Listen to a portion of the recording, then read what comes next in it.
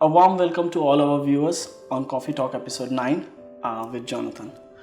And today's topic is an interesting English metaphor known as don't put all your eggs in the same basket. So moving ahead, Jonathan, a warm welcome also to you on this Coffee Talk episode 9. So my question is about on this topic about the English metaphor, how people say don't put all eggs in one basket, especially in the business scenario, how you look, because you are a founder of iBig and you are investing in so many various company, different investment. So how you see that, because this is a tactic from your side, or exactly you believe in this English metaphor, if I say? No, it has nothing to do with an English metaphor. I would say it's just a fact. Now, if you want to secure your position, so to speak, your investments, you have to have a larger spread than just, as you said, putting all eggs in one basket, right? So that's what professional investors do, I would say, also me. And I have many different kind of investments, from property to businesses to stocks and even wine and so forth. So it's a way to make a decent and clever spread of your investments to secure that if something bad happens, so to speak, crisis or whatever it could be, you have a spread that secure your overall investment and assets, you could say. So it's a fact. It comes from statistics, and the big question though is what kind of risk are you willing to take as an investor? Yeah. And that counts for you, whether you are a professional investor or you want to take a bit of your salary and put into different kind of investments. Yeah. It really doesn't matter. You have to find your risk level. And maybe that's actually where I would say one of the differences are between professional investors and those who are not doing it professionally. And that you on one side are willing to take higher risk, but you also protect your risk taking at the same time. Okay. Through spreading, for example. And the other difference, I would say, or one of the other differences, are that you maybe have a bit deeper understanding of how the market works. Also works in contradiction to each other, so to speak. What happens if the stock markets increase value-wise? What happens to the bond market, for example, or the property market, and so forth? And the third point, I would say, is that professional investors have maybe a more impersonal approach, fact-based approach to the investments than, can I call it, regular people? Mm-hmm. So that means professional investors are, often take losses, but they take losses soon or fast, where non-professional investors typically keep their investments and then end up taking deeper or bigger losses. Say, just to give an example, when the COVID-19 happened or impacted the stock market in February, end of February 2020,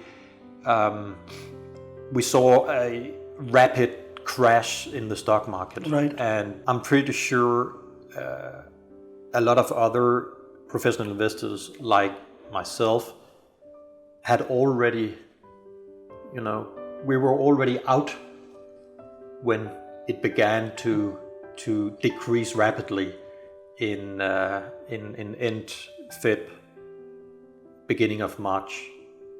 Why? Because we follow the markets and we follow or have an understanding of the psychology of what operates the markets. people in my network, professional investor network, maybe not timed it perfectly, but they still sold out, so to speak.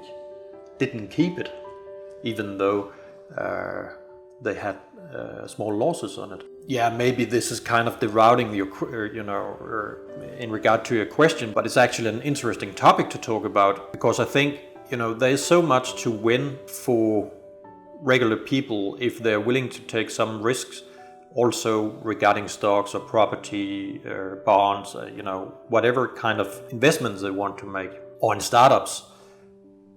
But there's also much to learn. And if you kind of get that basic knowledge, it is not so difficult to increase your value, which can bring prosperity, better pension, better life, more opportunities. But most people are not risk takers, which is okay. But if you are a risk taker or willing to take some risk, and at the same time willing to learn from the professional investors, I would say, then of course you can still lose.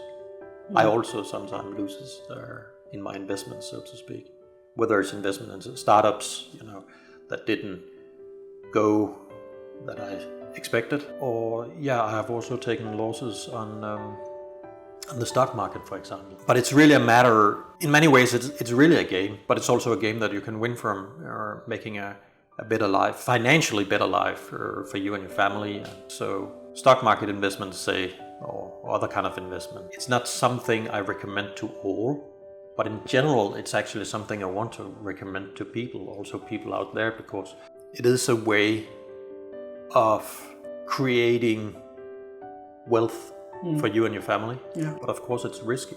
It is a risky game. But if you have a fundamental understanding of how the market works, how what to do when, and what to follow and what to be aware of, it's an easier game. Not a bulletproof game, but it's an easier game.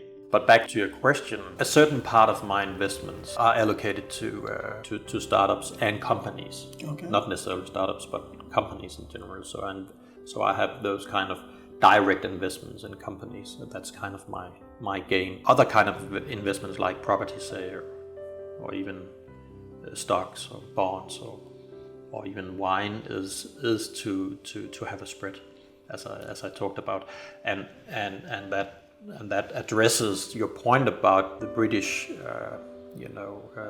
metaphor that never put all your eggs in one basket, right? And it's true, never do that. But it also counts on, it's not just about investments. It's also running a business. It's the same thing, A good example, I believe, could be to say that, if you run a business, you have a startup, say, or you run a business, a bigger business, it's the same thing.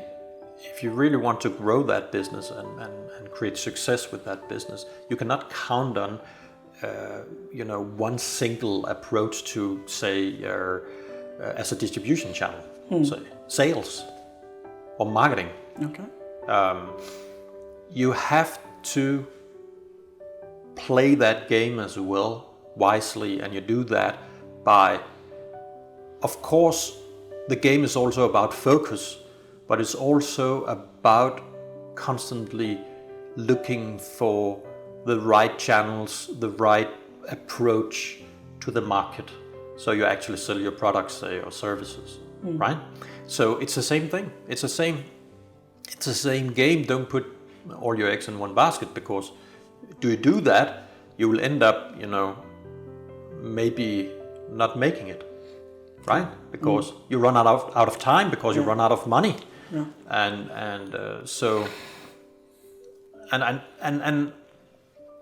maybe that's a part of the typical entrepreneurial mindset is constantly looking for opportunities and say, I had the idea when I started this business that it should be entirely an online marketplace, say. But then in the process, I found out that, it will take some time because I'm building something new and no one knows about me, right? So maybe you should actually combine that approach with, should you push products to physical stores?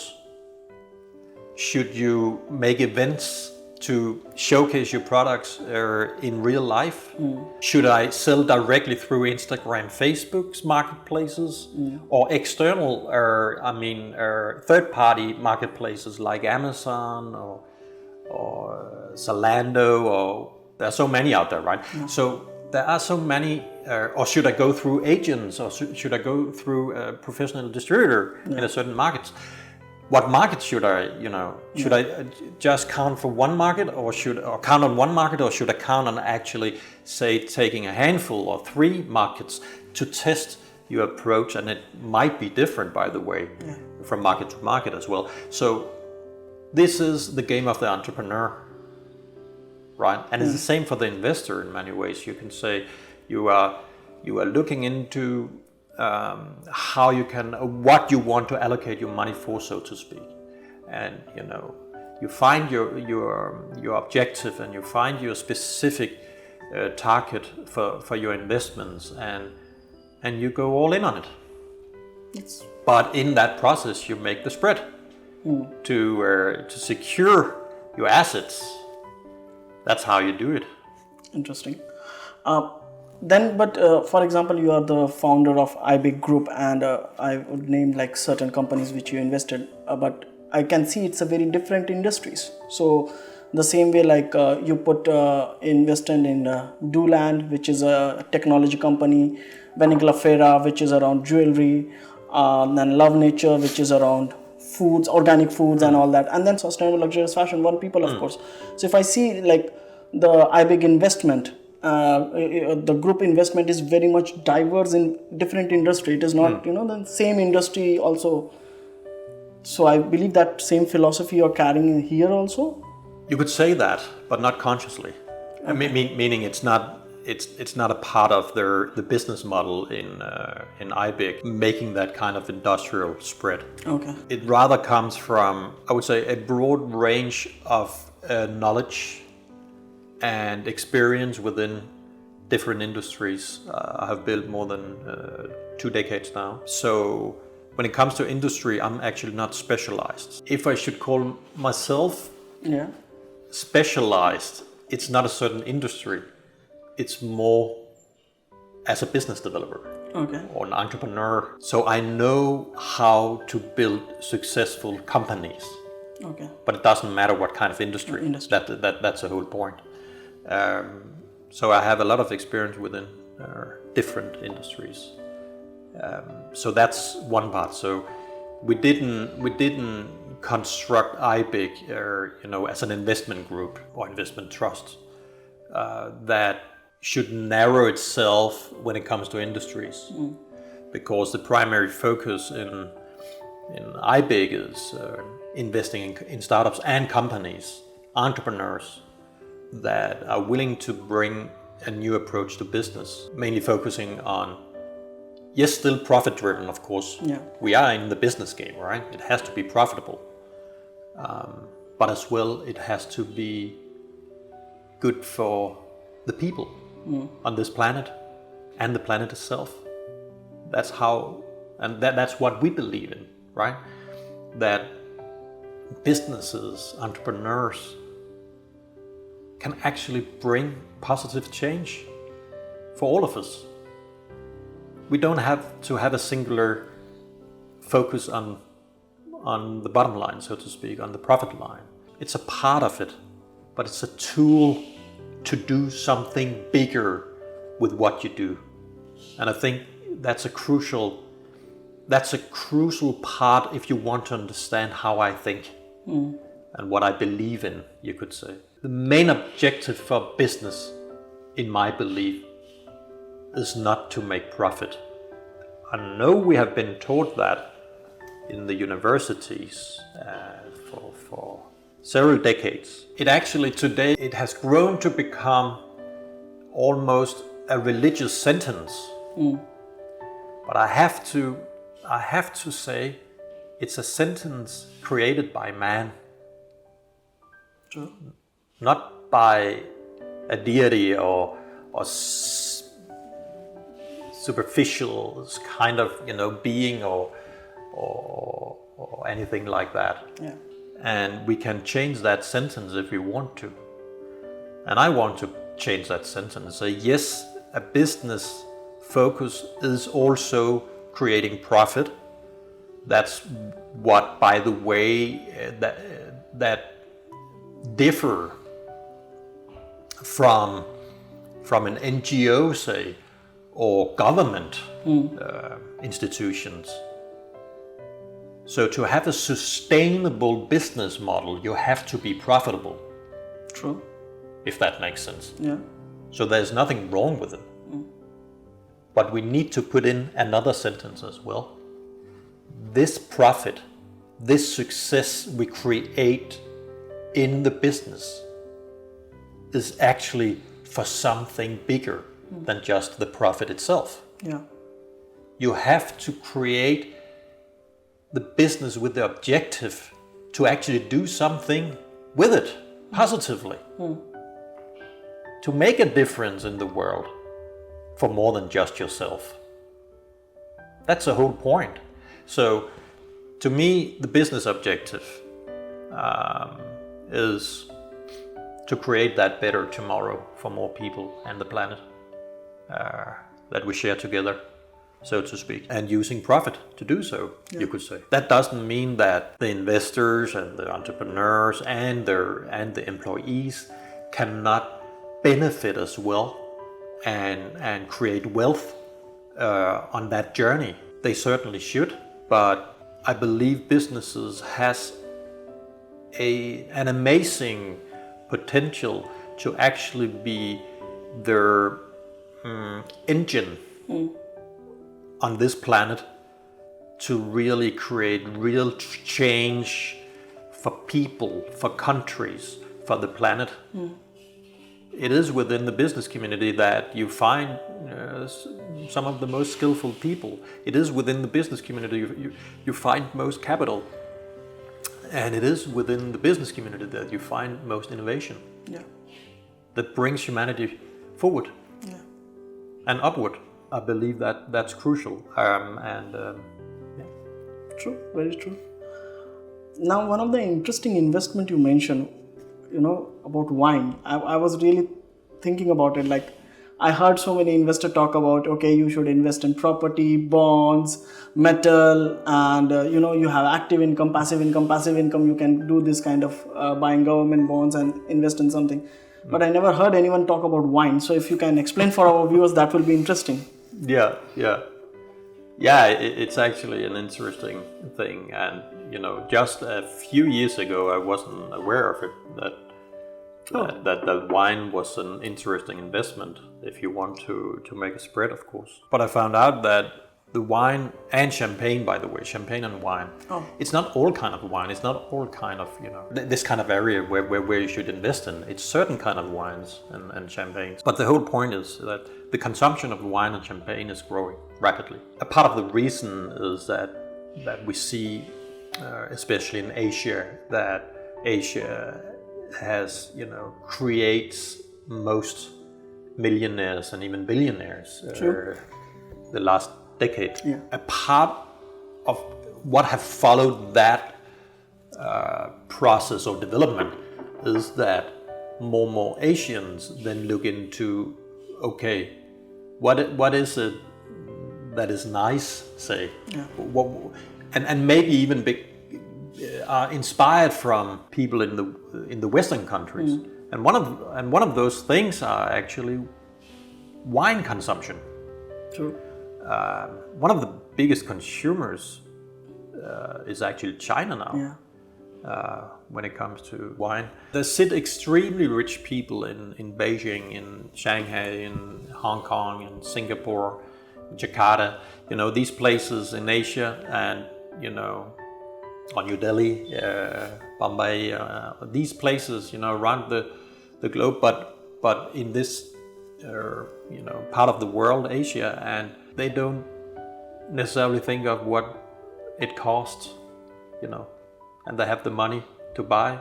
And that's also why you can find very nice wine for several thousands euros. And another part of it is when I've looked into the statistics of wine, I saw a yearly growth that exceeds most other investments. Okay, that's interesting. Yeah, I would say though 2020 might not have been a fantastic year for wine, or 2019 wasn't actually a fantastic year for wine and champagne. Maybe certain, but typically wine, the value of wine increases 10 to 15% per year. That's more than the average in the stock market. Even though I would say there is not much on the planet that can win against the stock market if you look on the stock market or you follow the stock market during the last centuries. It is where the biggest profits has been made, or the biggest increase in value has been made. But most people don't know that. But they see the stock market as bubbles, right? Because it's go up, down. Yeah, go and then the bubble, and But if you have an understanding of how these things works, you have a better chance to actually follow the stock market in a way that becomes profitable for you. That's a whole point. So for me, wine investment is both for the spread I was talking about, of course, but also because I have a huge interest in wine. So it's also a kind of just for fun. Okay, but you follow any research or like what to do, like in stock market, like a lot of people follow a research for doing that. So I believe in wine also, you're doing the same, wine or champagne? No, I'm actually not. I have, to be honest, I have people who is doing that for me. A company in Denmark, which I, by the way, gladly or happily will recommend using if you want to use a wine broker. It's a global company. They're located in Denmark though, but they trade globally, and both as a broker, but also as an take care of your investments. Called Rare Wine, by the way, Rare Wine, and they're damn good. So they take care of that. I have enough to look into. So my interest in wine is actually not very focused on the value creation. It's more the consumption. That's great. Next time I will request in Coffee Talk we will have a talk over wine in place of a coffee. Yeah. That will be great.